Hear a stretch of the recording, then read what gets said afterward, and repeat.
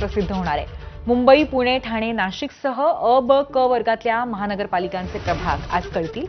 आज प्रारूप प्रभाग रचना जाहीर करून हरकती आणि सूचना मागवल्या जातील। 28 ऑगस्टपर्यंत या हरकती आणि सूचना देता येणार आहेत। हरकती आणि सूचनांवरती 29 ऑगस्ट ते 8 सप्टेंबर दरम्यान सुनावणी होणार आहे। ड वर्गाच्या महापालिकांच्या प्रभाग रचना 3 सप्टेंबरला प्रसिद्ध होतील। सुनावणीनंतर प्रभाग रचना नगरविकास विभागाकडे सादर होतील। नगरविकास विभाग 26 सप्टेंबरपासून अंतिम प्रभाग रचना निवडणूक आयोगाला देणार आहे। आयोगाकडून अंतिम प्रभाग रचनेची अधिसूचना 3 ते 6 ऑक्टोबर दरम्यान काढली जाईल।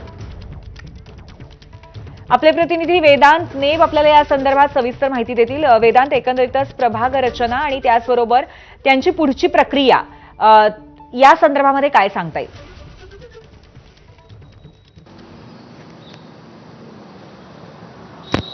पूर्वी महापालिका निवडणुकांच्या अनुषंगानं प्रभाग रचना अंतिम करणं एक मोठी लेंदी प्रोसेस आहे आणि साधारणपणे 1.5 महिना या सगळ्या प्रोसेसला जातो। मात्र पहिले तर प्रभाग रचना ही प्रसिद्ध केली जाते आणि त्यामुळे अ, ब, क अंतर्गत म्हणजे मुंबई महापालिकेसह अ, ब, क अंतर्गत ज्या काही महापालिका येतात त्यांची प्रारूप प्रभाग रचना ही आज उद्यामध्ये जाहीर केली जाणार आहे आणि त्यानंतर त्यांच्यावर हरकती मागवल्या जाणार आहेत। मुख्यत्वे करून आपण बघितलं तर मुंबई असेल, नाशिक असेल, नागपूर, पुणे या ज्या सगळ्या महत्त्वाच्या महापालिका, मोठ्या महापालिका आहेत त्या अ, ब, क या अंतर्गत येतात आणि त्यामुळे येत्या आज आणि उद्यामध्ये या सगळ्या प्रभाग रचना या जाहीर केल्या जातील आणि त्यावर मग हरकती आणि सूचना मागवल्या जातील। 28 ऑगस्टपर्यंत हा वेळ देण्यात आलेला आहे आणि त्यानंतर मग या सगळ्या हरकती आणि सूचनांवर सुनावणी घेतली जाणार आहे आणि मग नगर विकास विभाग सर्व ज्या महापालिका आहेत त्याचे जे प्रभाग रचना आहेत त्या नगर विकास विभागाकडे पाठवतील आणि नगर विकास विभाग मग राज्य निवडणूक आयोगाकडे पाठवेल आणि 3 ते 6 ऑक्टोबर दरम्यान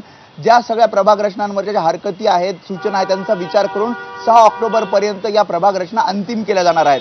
त्यामुळे प्रभाग रचना प्रसिद्ध झाल्यानंतर आपण बघतो की अनेक राजकीय पक्ष, नेते यावर आक्षेप घेत असतात। नक्कीच वेदांत, त्यामुळे आता या सगळ्या प्रक्रियेकडे आपण लक्ष ठेवून असूच। धन्यवाद आपण दिलेल्या या सविस्तर माहितीबद्दल।